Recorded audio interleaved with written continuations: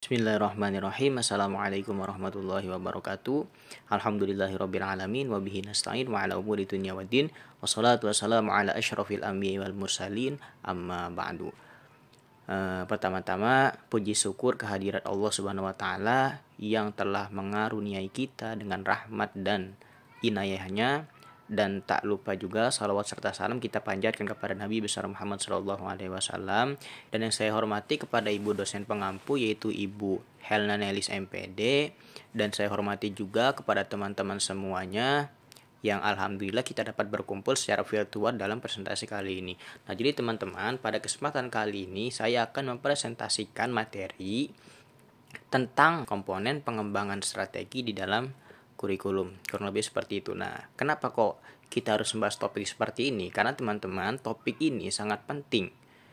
Kurikulum itu merupakan inti daripada sistem pendidikan yang menentukan arah dan kualitas daripada pembelajaran itu sendiri. Karena nanti kurikulum itu akan dijadikan sebuah pedoman bagi pendidikan untuk melaksanakan dan juga mengarahkan kemana arah didiknya, dan juga untuk mencapai tujuan daripada suatu pendidikan itu sendiri, teman-teman.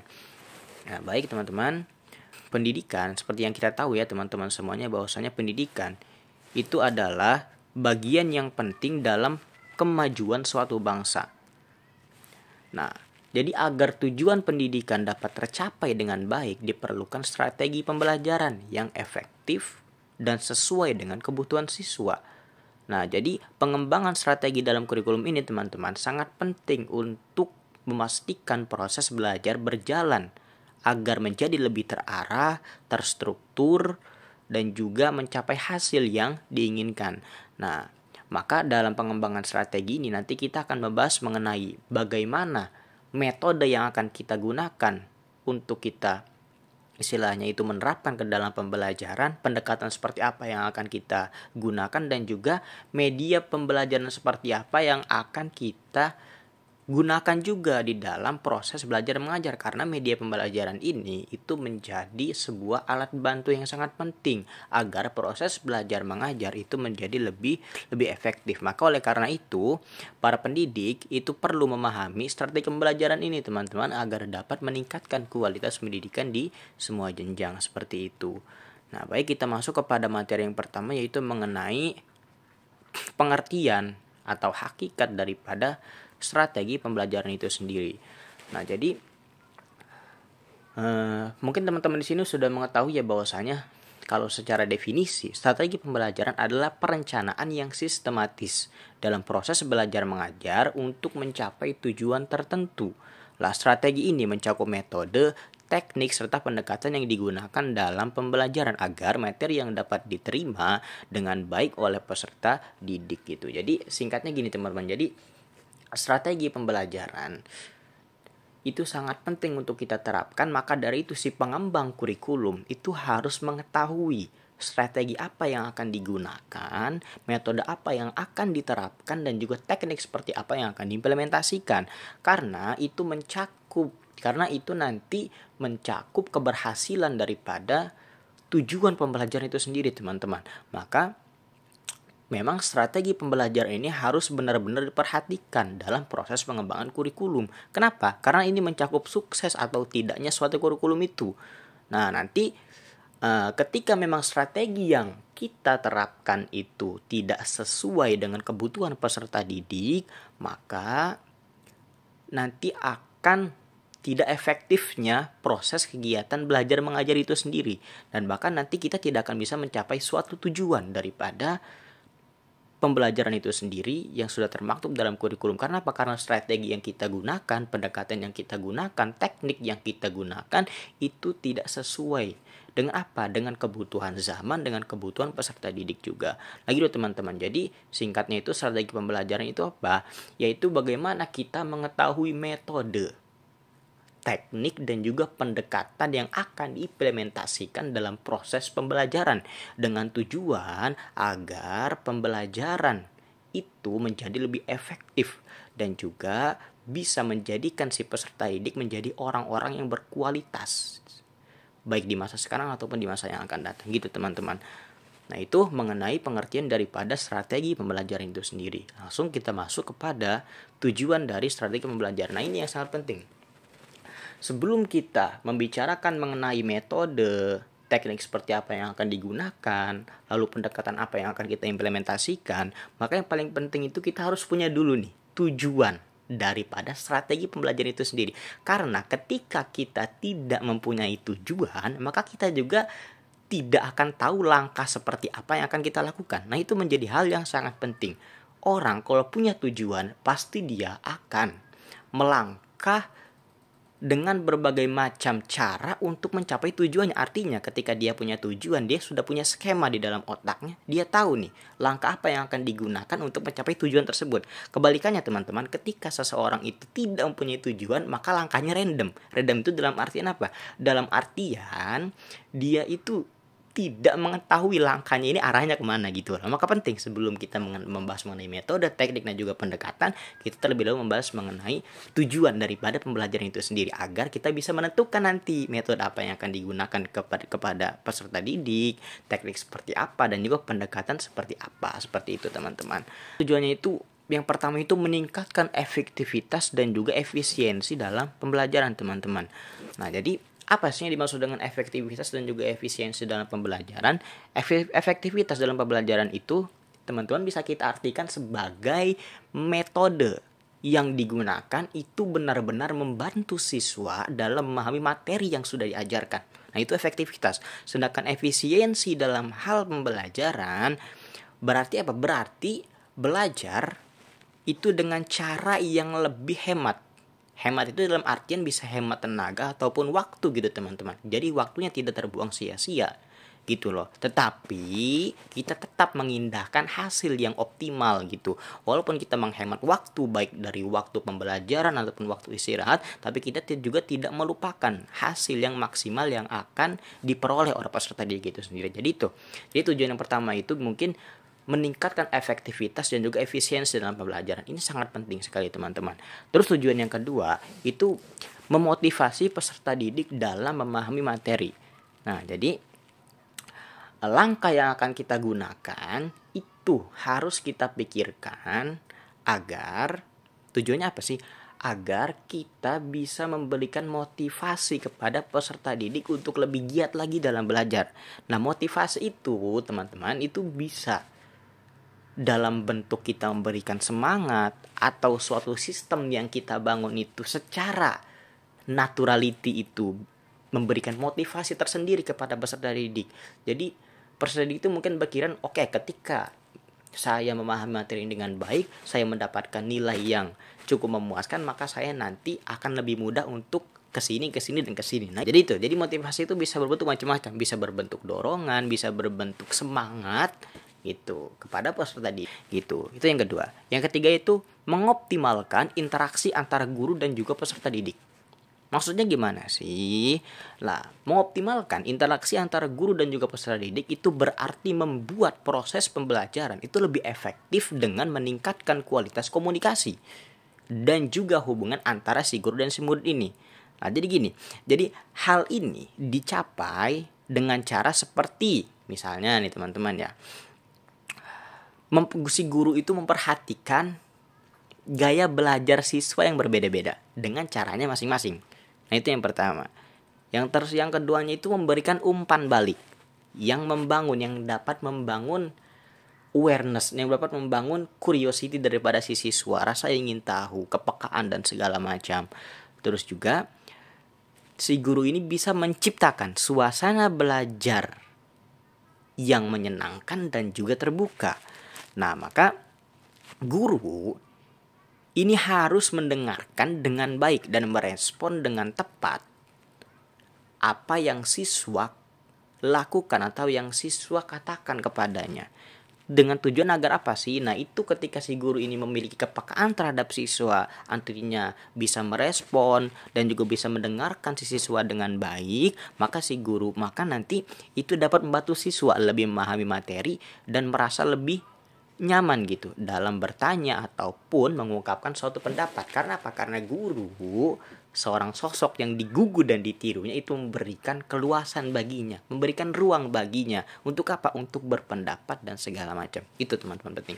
Lalu terus tujuan yang selanjutnya itu ialah mempermudah pencapaian tujuan pembelajaran. Nah, ini menjadi sangat penting nih, mempermudah tujuan pencapaian suatu pembelajaran. Nah, maksudnya apa sih? Maksudnya itu berarti proses belajar itu menjadi lebih jelas dan terarah, sehingga siswa dapat mudah untuk memahami apa yang harus dicapai. Itu. Nah, hal ini teman-teman itu bisa dilakukan dengan cara menyederhanakan materi pembelajaran. Artinya mengemas materi pembelajaran itu sendiri menjadi sesuatu yang mudah untuk dicerna. Gitu teman-teman. Terus cara yang kedua itu memberikan petunjuk yang jelas tentang langkah-langkah yang harus diikuti untuk mencapai tujuan tersebut. Nah, gitu artinya untuk mencapai suatu tujuan tersebut, guru ini harus memberikan suatu petunjuk kepada siswa, harus memberikan rambu-rambu. Gini loh, nak, ketika kamu mau menyelesaikan tugas ini, kamu harus melakukan ini, dan ini. Ini langkahnya agar bisa mengantarkanmu kepada tujuanmu. Gitu loh. Jadi guru memberikan rambu-rambu atau petunjuk yang jelas gitu.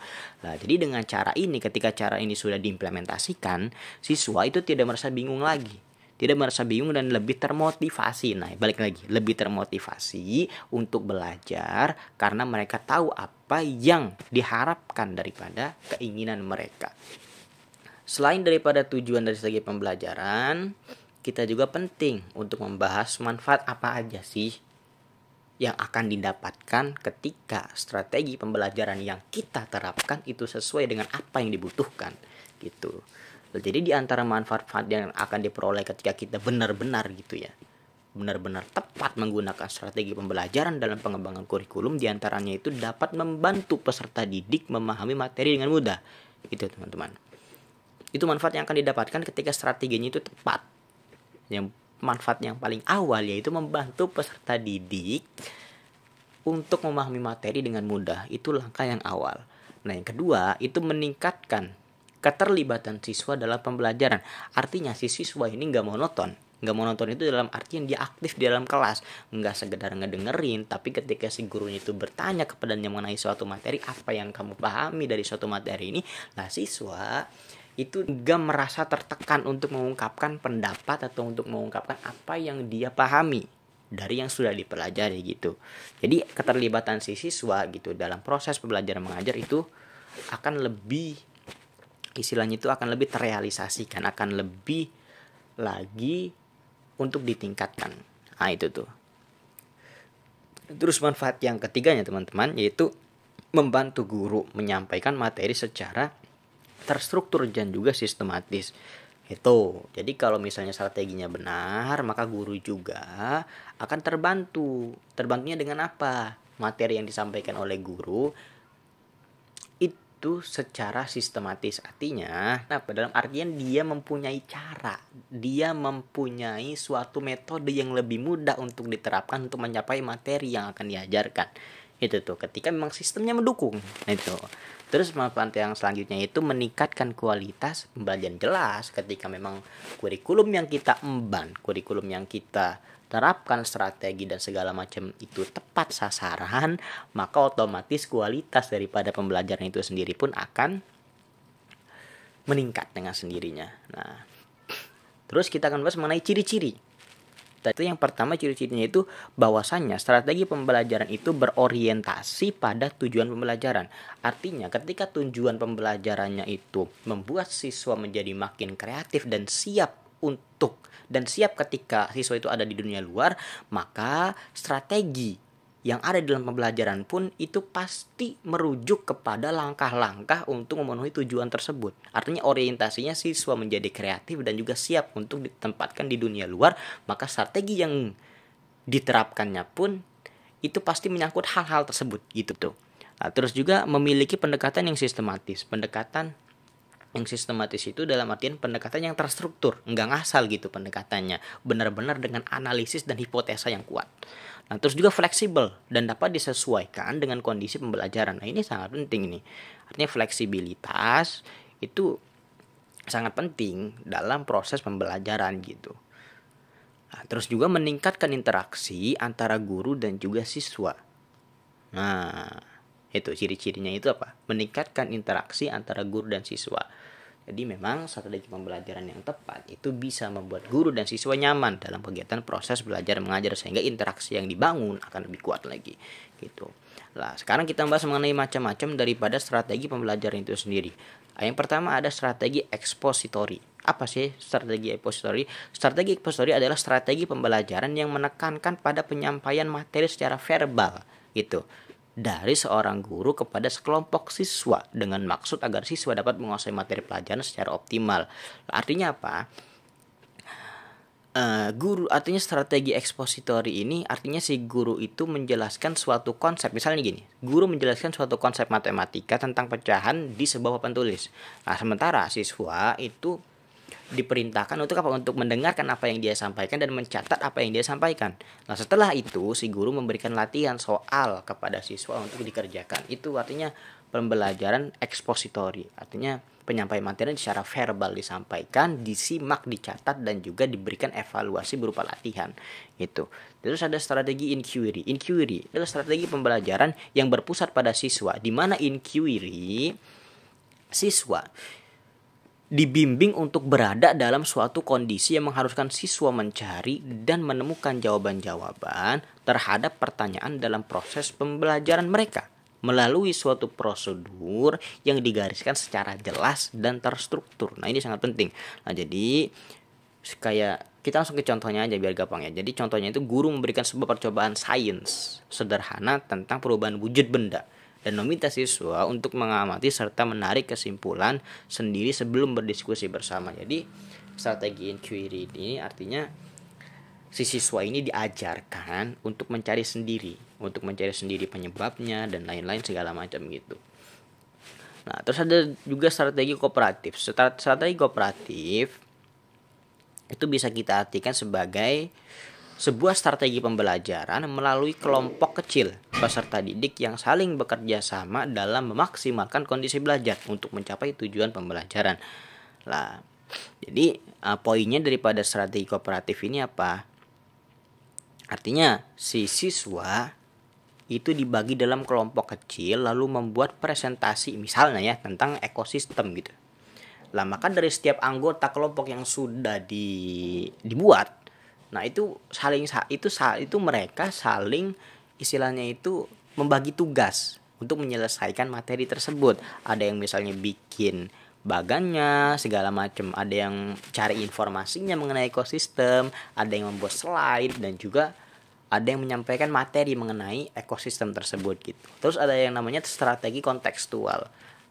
Nah, strategi kontekstual itu kalau kita melansir dari Kamus Besar Bahasa Indonesia itu mengandung dua arti. Yang pertama, apa sih? Itu bagian sesuatu uraian atau kalimat yang dapat mendukung atau menambah kejelasan makna. Itu yang pertama. Yang keduanya itu situasi yang ada hubungan dengan suatu kejadian. Nah, jadi singkatnya itu pembelajaran kontekstual atau yang kita kenal sebagai contextual teaching and learning adalah konsep belajar yang membantu guru mengaitkan antara materi yang diajarkan dengan situasi di dunia nyata gitu. Jadi materi yang diajarkan oleh guru itu dikaitkan dengan kehidupan nyata yang terjadi di dalam kehidupan para siswa itu sendiri. Nah, jadi misalnya contohnya gini. Misalnya guru ini mengajak siswa pergi ke pasar tradisional. Tujuannya untuk apa sih? Untuk belajar matematika. Nah, di situ siswa itu menghitung total belanja dan juga membandingkan harga, mana harga yang murah, harga yang mahal, segala macam. Nah, setelah itu mereka kemudian mendiskusikan tentang konsep perhitungan uang dalam kehidupan sehari-hari. Itu teman-teman. Kita langsung masuk pada poin B, yaitu mengenai jenis model, strategi pendekatan, metode, dan juga media pembelajaran. Kita masuk kepada model pembelajaran. Apa sih model pembelajaran itu, teman-teman? Jadi model pembelajaran itu adalah suatu konsep yang memberikan panduan tentang cara mengatur pengalaman belajar agar tujuan pendidikan dapat tercapai dengan baik. Itu. Nah, jadi model ini membantu guru dalam merancang, melaksanakan, dan mengevaluasi proses belajar mengajar agar lebih terarah dan juga efektif. Nah, maka selain itu, model pembelajaran juga didasarkan pada teori belajar tertentu dan dapat disesuaikan dengan karakteristik siswa serta materi yang diajarkan. Jadi gitu. Jadi model pembelajaran itu singkatnya itu sebuah perencanaan atau rancangan yang mengatur proses pembelajaran. Gitu.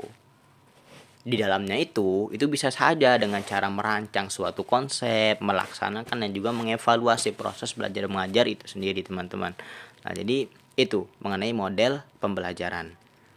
Nah, nah, model pembelajaran pun itu memiliki beberapa tipe.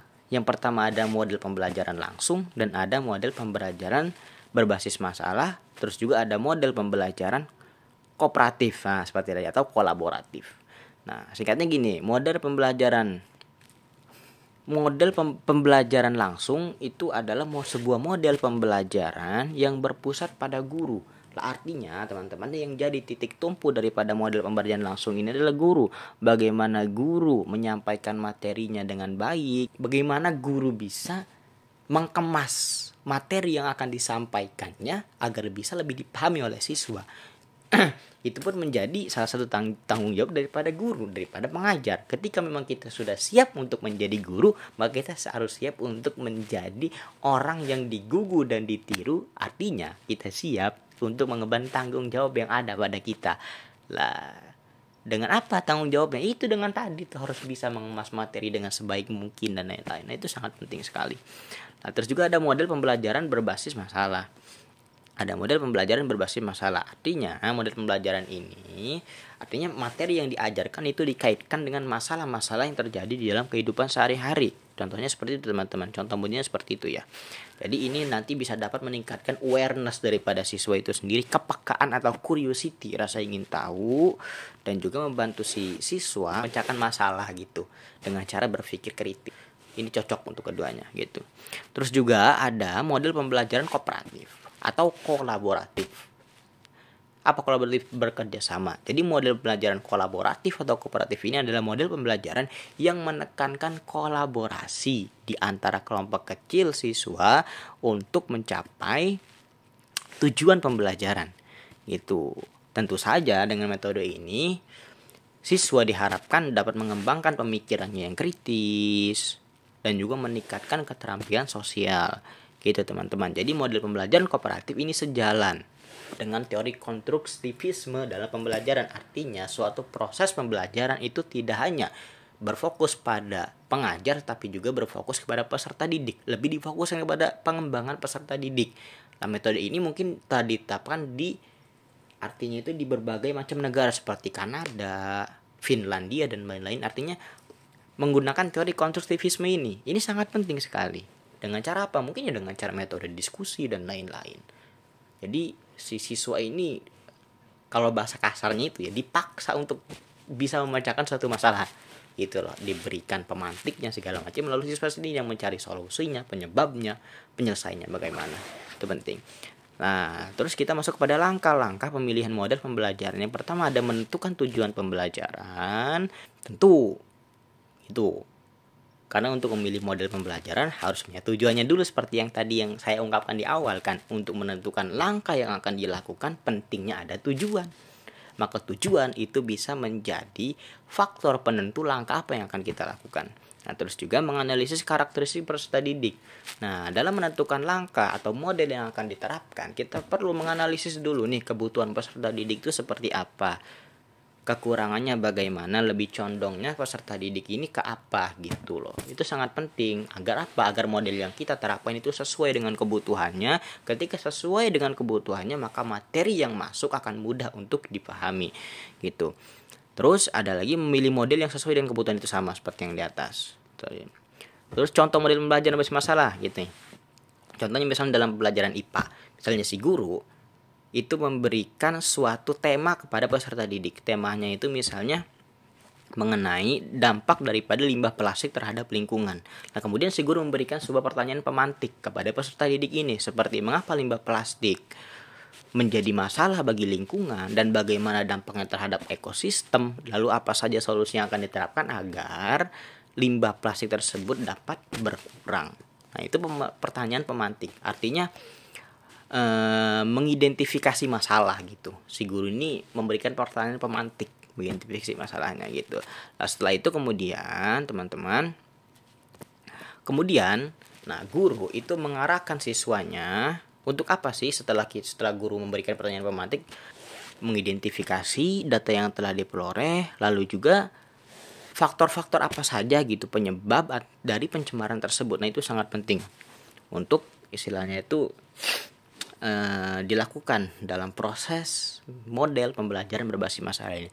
Setelah guru mengarahkan siswanya itu untuk menganalisis data dan juga mengidentifikasi faktor-faktor penyebab daripada pencemaran tersebut, lah setelah itu guru itu mengarahkan atau siswa itu diarahkan untuk mempresentasikan atau mendiskusikan hasil analisis dan sekaligus solusinya di depan kelas gitu. Setelah siswanya ini istilahnya itu telah memperoleh data-data dan juga telah mengidentifikasi faktor daripada dampak pencemaran tersebut, lalu mempresentasikan, mendiskusikannya dengan teman-teman dan guru tersebut. Nanti agar apa? Agar teman-teman dan guru tersebut itu dapat memberikan tanggapan kepada siswa tersebut. Solusi ini kurang efektif dan segala macam. Harusnya seperti ini. Itu nanti akan dapat lebih membangun pemahaman atau memperkuat pemahaman siswa terhadap masalah tersebut untuk memecahkannya gitu. Nah, setelah mendiskusikan atau mempresentasikannya, kemudian langkah selanjutnya si guru itu mengajak siswa untuk apa sih? Untuk melakukan sebuah refleksi dan juga evaluasi mengenai proses pembelajaran, dampak dari masalah yang telah dipelajari, dan juga menguji seberapa efektif solusi yang diajukan. Nah, jadi dari contoh model di atas itu ya teman-teman, ini sangat penting ini sangat bermanfaat untuk meningkatkan kemampuan berpikir kritis si siswa. Karena di sini siswa mulai diajak untuk mengidentifikasi sebuah masalah dan juga eksplorasi pengumpulan data dan segala macam. Lalu setelah datanya ada itu dianalisis. Setelah dianalisis itu bagaimana solving problemnya, bagaimana cara pemecahan masalahnya. Setelah itu kemudian merefleksi atau mengevaluasi apa saja yang lebih tepat gitu. Nah, jadi ini sangat penting. Itu contohnya. Nah, sekarang kita masuk kepada strategi pembelajaran. Ini sudah dibahas seperti yang di atas, strategi macam-macam dan juga langkah-langkah pemilihan. Jadi sama kayak di atas ya, teman-teman ya. Mungkin kita langsung kepada pembahasan pendekatan pembelajaran. Apa sih definisi pendekatan pembelajaran itu? Nah, jadi teman-teman, pendekatan pembelajaran itu dapat diartikan sebagai titik tolak atau sudut pandang kita terhadap proses pembelajaran. Singkatnya gini teman-teman, singkatnya pendekatan pembelajaran itu apa? Cara pandang dalam menyusun strategi pembelajaran. Nah itu, singkatnya seperti itu. Jadi kalau misalnya dilihat dari pendekatannya, nah pendekatan pembelajaran dibedakan menjadi dua teman-teman. Ada di makalah ya, seperti ada apa namanya student content approach dan juga teacher content approach. Nah, jadi yang pertama itu pendekatan pembelajaran yang berorientasi atau berpusat pada siswa. Kedua, pendekatan pembelajaran yang berorientasi atau berpusat pada guru. Jadi pendekatannya bisa berorientasi pada siswa, bisa berorientasi pada guru gitu. Artinya bisa siswa yang diajak untuk memecahkan masalah atau guru yang mengembangkan tugasnya untuk mengarahkan siswanya agar bisa memecahkan masalah, atau gurunya sendiri mungkin yang memberikan pemecahannya gitu. Nah, jadi gitu teman-teman. Jadi pendekatan itu bisa dibedakan bermacam-macam gitu. Ada yang namanya pendekatan saintifik, kontekstual, dan juga ada pendekatan berbasis kompetensi. Singkatnya gini, pendekatan saintifik itu merupakan bagian daripada pendekatan pedagogis yang menerapkan metode ilmiah di dalam pembelajaran di kelas gitu. Seperti contoh misalnya pendekatan saintifik ini apa? Melakukan eksperimen di dalam kelas. Nah, itu sangat penting untuk kita lakukan. Terus juga ada pendekatan kontekstual. Pendekatan kontekstual atau contextual teaching and learning itu adalah suatu pendekatan pembelajaran yang dimulai dengan apa? Dengan mengambil, mensimulasikan, menceritakan, berdialog, bertanya jawab, atau berdiskusi pada kejadian dunia nyata kehidupan sehari-hari di dalam mengenai apa yang dialami oleh siswa itu sendiri, kemudian diangkat ke dalam konsep yang akan dipelajari dan dibahas. Itu sangat penting tuh. Itu jadi pendekatan kontekstual. Pendekatan kontekstual ini lebih kepada apa? Berdiskusi atau istilahnya itu interaksi antara guru, siswa, dan murid. Itu. Terus juga ada pendekatan berbasis kompetensi. Di sini saya definisikan sebagai pembelajaran berbasis mahasiswa. Karena apa? Karena mahasiswa itu disiapkan untuk apa?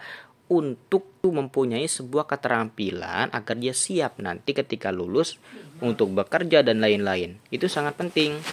Nah, gitu. Jadi mahasiswa itu kan istilahnya itu memang disiapkan untuk itu, disiapkan untuk mempunyai daya saing yang kuat, untuk mempunyai kompetensi yang mempersiapkan dia di dunia luar. Maka di dalam kampus itu kan ada beberapa jurusan nih. Nah, jadi seseorang itu bebas memilih jurusan berdasarkan kompetensi yang mereka miliki, berdasarkan hal yang mereka senangi. Kompetensi itu bisa diartikan keterampilan. Mereka terampil di bidang apa sih? Ketika memang terampil di bidang pengajar, mereka tertarik dengan itu, maka ambil jurusan pendidikan. Ketika memang mereka itu terampilnya itu untuk istilahnya itu masalah perhitungan segala macam, mereka ngambil ekonomi. Ketika terampilnya itu untuk mendalami isi daripada Al-Quran, mengambil usuluddin, jurusan Al-Quran dan tafsir segala macam itu. Nah, terus kita masuk kepada langkah-langkah pendekatan daripada pembelajaran ini sendiri. Sama ya, langkah-langkah yang harus kita lakukan itu apa? Menganalisis kebutuhan siswa terlebih dahulu. Pendekatannya itu harus relevan dengan perkembangan zaman dan kebutuhan siswa. Terus juga mengimplementasikan dalam pembelajaran, dalam artian pembelajaran tidak hanya sekedar teori, tapi pembelajaran juga itu berlaku di kehidupan sehari-hari gitu. Nah, contohnya itu ya pendekatan saintifik bisa kita implementasikan, bisa kita aplikasikan di dalam pelajaran IPA, contohnya metode eksperimen segala macam. Nah, itu contohnya. Nah, terus kita masuk kepada metode pembelajaran. Apa sih metode pembelajaran itu? Singkatnya saja ya. Metode pembelajaran ialah teknik yang digunakan dalam proses belajar mengajar. Nah, itu. Jadi teknik. Nah, makanya teknik dalam proses belajar mengajar ini memiliki beberapa macam. Yang pertama ada menggunakan metode ceramah, metode diskusi, dan metode eksperimen. Ceramah ya teman-teman tahulah, metode ceramah itu memfokuskan atau menekankan proses belajar mengajar kepada guru, bagaimana guru cara menguraikan materi yang disampaikan, bagaimana guru mengemas materinya agar lebih mudah untuk diterima di dalam otak masing-masing siswa dan lain-lain. Diskusi artinya si siswa ini diajak untuk berdiskusi itu artinya untuk memecahkan masalah, untuk memilih solusi terhadap suatu masalah atau suatu tema gitu. Jadi siswa berperan penting dalam situ. Terus ada metode eksperimen.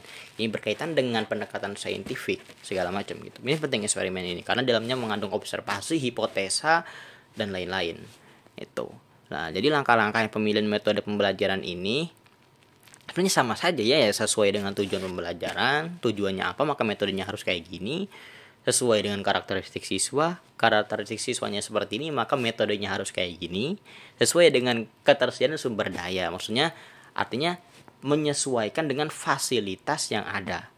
Fasilitas atau alat bantu lah, bisa bahan ajar yang tersedia seperti buku teknologi dan laboratorium gitu, maka kita nanti bisa menentukan metode apa yang akan digunakan. Itu. Jadi memperhatikan sumber daya itu penting untuk menerapkan metode pembelajaran. Terus kita masuk kepada contohnya. Ya, contohnya itu kayak tadi. Misalnya metode pembelajaran itu diimplementasikan dalam pelajaran kewarganegaraan ya, dengan menggunakan metode diskusi ini kita bisa nih lebih memahami lagi tentang konsep apa itu warga, apa itu negara, bagaimana kedudukan antara warga dan negara dalam sebuah kehidupan segala macam. Nah, sekarang kita masuk kepada media pembelajaran. Apa sih media pembelajaran itu? Singkatnya, media pembelajaran adalah alat yang digunakan untuk mendukung proses belajar mengajar. Nah, alat yang digunakannya itu atau medianya itu bisa berupa media visual, bisa berupa media audiktif atau audiovisual, atau media interaktif. Media visual itu seperti apa sih? Adalah media yang hanya mengandalkan indera penglihatan. Seperti contohnya gampang, video, gambar, grafik, dan segala macam ya. Media audiktif. Audiktif itu media yang mengandalkan rekaman suara saja, seperti radio. Nah, itu kan hanya suaranya saja atau rekaman suara gitu. Dan juga ada audiovisual. Apa audiovisual? Artinya audionya, artinya suaranya bisa didengarkan, gambarnya bisa kita lihat. Audiovisual, video dan lain-lain. Ada media interaktif. Media interaktif ini secara definisi teman-teman ialah media yang merupakan suatu alat bantu dalam proses belajar mengajar yang dilengkapi dengan alat kontrol yang dapat dipresentasikan atau dioperasikan oleh penggunanya dalam memilih sesuatu yang dikehendaki. Nah, contohnya gampang, kalau media interaktif ini seperti komputer, aplikasi, isinya apa saja yang jenis antara keduanya seperti jenis komputer atau HP, handphone segala macam gitu kan ya. Aplikasi yang bisa mendukung proses belajar mengajar agar lebih efektif. Nah, jadi langkah-langkah pemilihan media pembelajaran itu ya harus disesuaikan. Disesuaikan dengan materinya apa, maka ya menggunakan media pembelajarannya ini. Ya, jadi harus sesuai gitu. Nah, memperhatikan kondisi siswa segala macam gitu. Terus juga kita juga harus menggunakan media yang mudah untuk digunakan. Gitu, jangan sampai kita menggunakan media tetapi itu menyulitkan bagi kita. Jangan, itu. Nah, jadi contoh penerapan media pembelajaran misalnya menggunakan proyektor. Nah, kita kan sering nih mahasiswa gitu ya, presentasi proyektor itu sebagai media pembelajaran itu untuk mempermudah proses belajar mengajar kita lebih efektif gitu. Tinggal kita tampilin proyektornya, muncul PPT di situ. Nah, itu penting tuh. Nah, terus kita masuk kepada bagian terakhir yang teman-teman, yaitu mengenai metode apa saja sih yang bisa kita terapkan dalam pembelajaran PAI.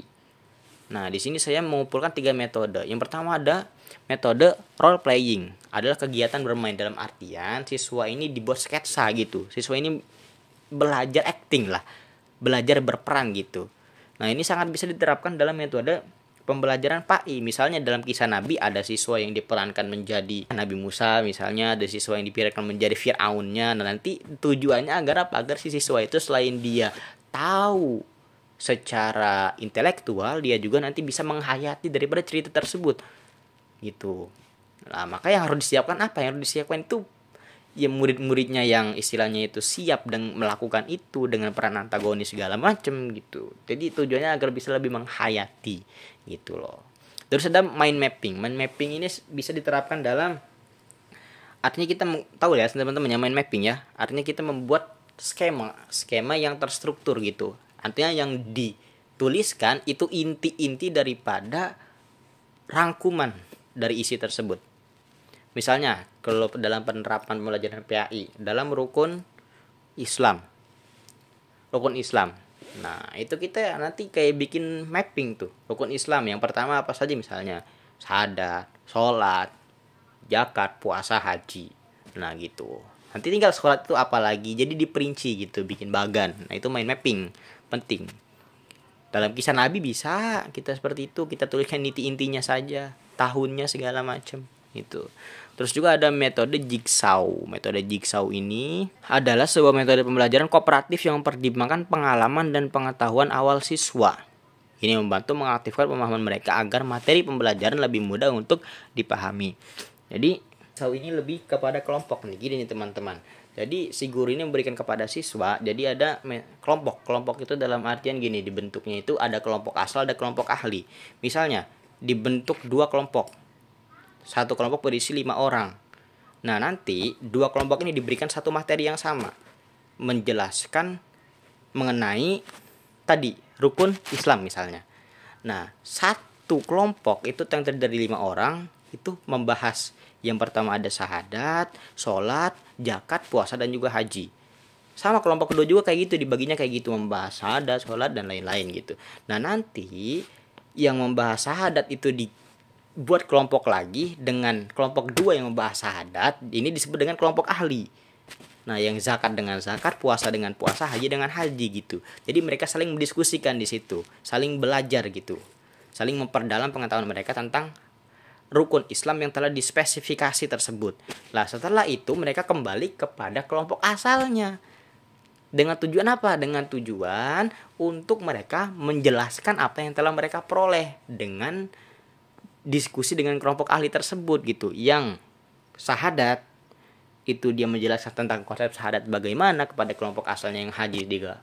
Terus sampai seperti itu. Itu jadi metode jigsaw.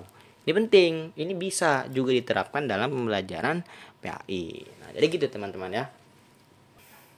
Komponen pengembangan strategi dalam kurikulum itu sangat penting untuk dipelajari, karena ketika kita ingin mengembangkan suatu kurikulum kita harus memahami strateginya seperti apa, langkahnya bagaimana, tujuannya apa, segala macam, metode yang tepatnya bagaimana. Ini penting karena ini menyangkut keberhasilan daripada pendidikan itu tersebut, karena nanti kurikulum akan menjadi pedoman daripada keberlangsungannya pendidikan atau berjalannya pendidikan. Itu mungkin hanya segitu teman-teman yang mampu saya bahas. Mohon maaf bila ada salah kata atau dan lain-lain gitu. Mohon maaf bila memang penyampaian saya kurang bisa dipahami segala macam. Demikian yang dapat saya paparkan mengenai komponen pengembangan strategi dalam kurikulum ini. Semoga materi yang telah saya sampaikan itu dapat memberikan pemahaman yang lebih baik tentang tentang pentingnya kurikulum dalam dunia pendidikan. Nah, saya juga mengucapkan terima kasih atas perhatian dan waktu yang telah diberikan. Baik, hanya sekian. Wallahul muwaffiq ila aqwamit thoriq. Wassalamualaikum warahmatullahi wabarakatuh.